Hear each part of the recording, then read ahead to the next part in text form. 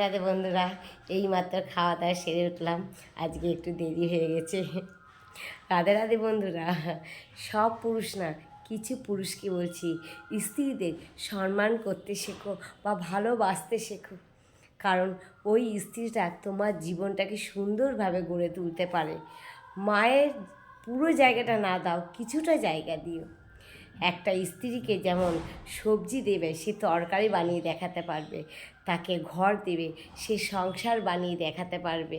এমনকি তুমি যদি ভালোবাসা দাও, তোমার জন্য জীবনটাও সে দিয়ে দিতে পারে। এমনকি তোমার জন্যে বাপের বাড়ি লোকরা যদি কোনো রকম কুকথা বলে, তোমার হয়ে প্রতিবাদ করতে পারে।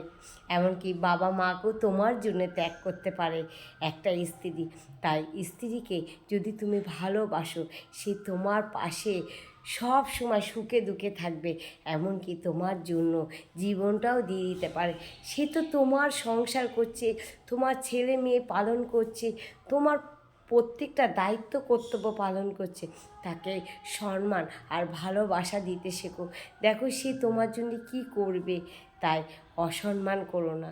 এখন না বুঝলেও যখন সেই স্ত্রীটা তোমার পাশে থাকবে না, সেদিন হয়তো বুঝবে। সেদিনকে হাহাকার করলে বা কপাল ঠুকলেও আর আগের দিন ফিরে পাবে না।